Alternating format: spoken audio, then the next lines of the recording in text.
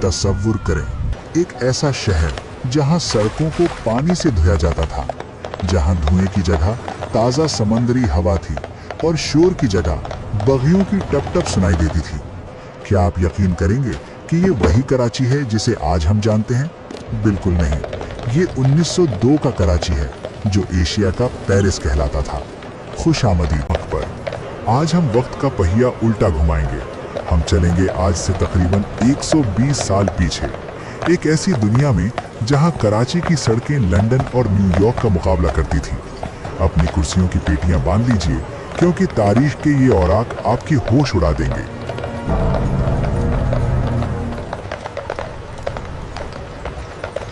साल था 1902। बरतानवी राज का सूरज पूरी आबोताब से चमक रहा था। जरा सोचिए, एल्फिनस्टोन स्ट्रीट पर शाम ढल रही है, गैस के लैंप्स झिलमिला रहे हैं, गोरे अफसर और अमीर पारसी सेठ अपनी चमचमाती बग्गियों में घूम रहे हैं। उस वक्त के कराची में गंदगी का नामो निशान नहीं था। सुबह सवेरे म्यूनिसिपैलिटी के मुलाजिम सड़कों को ऐसे चमकाते थे जैसे कोई अपना घर साफ करता हो। मैरीवेदर टावर अभी नया नया तामीर हुआ था और उसकी घड़ी की टिक टिक पूरे इलाके में सुनाई देती थी। ये वो दौर था जब कराची की आबादी मुश्किल से 1 लाख थी, मगर इसका रुतबा किसी सल्तनत से कम नहीं था। लेकिन सबसे हैरानकुन मंजर था यहाँ की ट्रैम। 1902 में कराची की सड़कों पर भागम भाग नहीं थी, बल्कि एक अजीब सा ठहराव था। ट्रैम वे लाइन पर चलती वो सवारी कराची की पहचान थी। लोग कहते हैं कि उस वक्त कराची की फिजा में इतना सुकून था कि आप सड़क के उस पार खड़े शख्स की सांस भी सुन सकते थे। मगर ये तस्वीर का सिर्फ एक रुख है। रोशनियों और सफाई के पीछे 1902 के कराची में कुछ इलाके ऐसे भी थे जहां अंग्रेजों को जाने की इजाजत नहीं थी, जहां रात होते ही एक अलग दुनिया आबाद होती थी, एक ऐसी हकीकत जो तारीख की किताबों में अक्सर छुपा दी जाती है।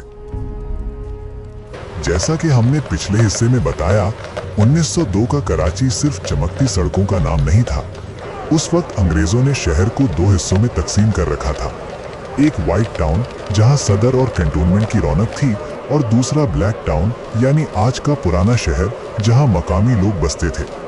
असल कहानी तो इन तंग गलियों में सांस लेती थी। अगर आप 1902 में खरादार या मीठादार की गलियों से गुजरते तो मंजर बिल्कुल मुख्तलिफ होता। यहाँ बिजली के लैंप्स नहीं, बल्कि मिट्टी के दिए और लालटेन जला करती थी। मगर इन्हीं गलियों में कराची की रूह बसती थी। लेकिन एक खौफ था जो इन गलियों में मंडला रहा था। 1896 के ताउन यानी वबा ने कराची का नक्शा बदल दिया था।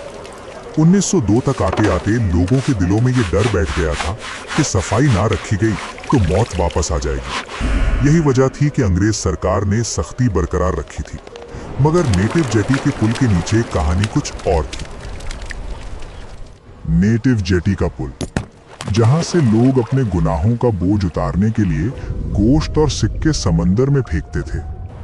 1902 में ये माना जाता था कि यहाँ समंदर के नीचे कुछ ऐसी ताकतें हैं जो शहर की हिफाजत करती हैं। मछेरे कहते थे कि रात के पहर जब खामोशी छा जाती है तो पानी से अजीब आवाजें आती हैं। ये वो वक्त था जब कराची एक आम बंदरगाह से बढ़कर एक पुरइसरार शहर बनता जा रहा था। यहाँ हर रोज नए चेहरे आते थे और पुराने राज दफन हो जाते थे। लेकिन दोस्तों, सिर्फ डर और खौफ ही नहीं, 1902 वो साल था जब कराची ने पूरी दुनिया में तहलका मचा दिया था। क्या आप जानते हैं कि उस वक्त कराची को क्वीन ऑफ द ईस्ट क्यों कहा जाने लगा? वजह थी गंदुम। कराची की बंदरगाह से इतना अनाज बाहर जाता था कि पूरी बरतानवी सल्तनत की भूख मिटाई जा सकती थी।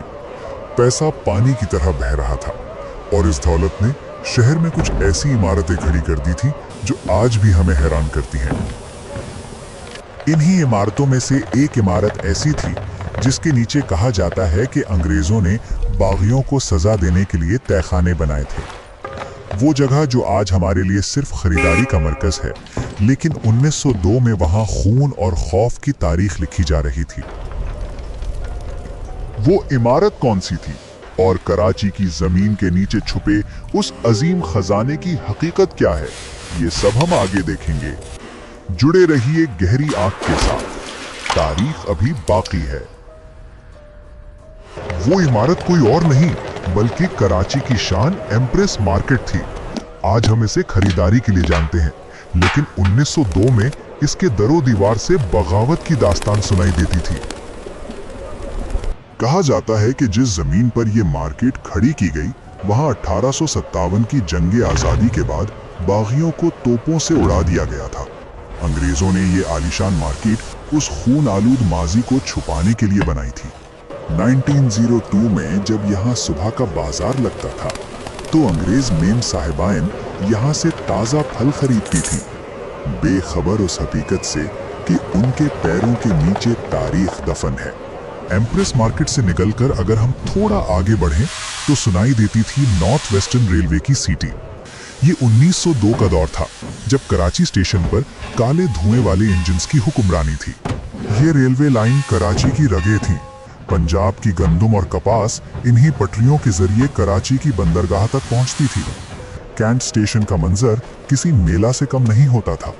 एक तरफ यूनिफॉर्म में मलबूस गोरे टिकट कलेक्टर्स और दूसरी तरफ पूरे हिंदुस्तान से आए हुए मजदूर और ताजिर।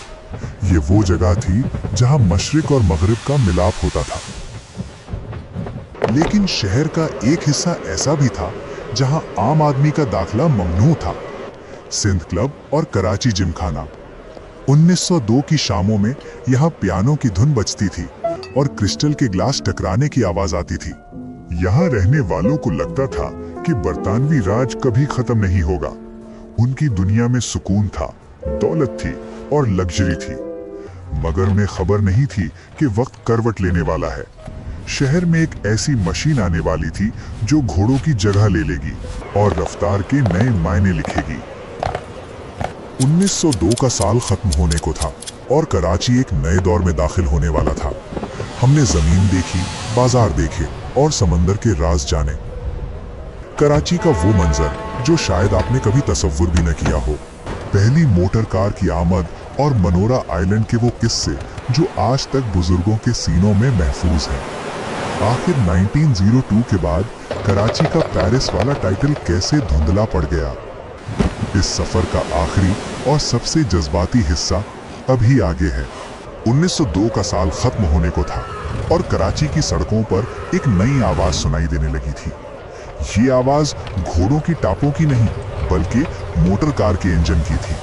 जब पहली बार बगैर घोड़ों के चलने वाली ये बग्गी कराची की सड़कों पर निकली तो लोग हैरत से दंग रह गए। किसी ने इसे जादू कहा तो किसी ने शैतानी पहिया।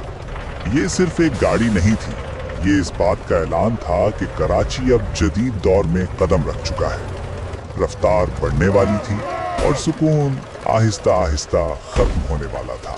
लेकिन इन सब तब्दीलियों के दरमियान एक चीज अटल थी, मनोरा का लाइट हाउस। 1902 में जब शहर सोता था तो मनोरा की रोशनी समंदर में भटकने वालों को रास्ता दिखाती थी।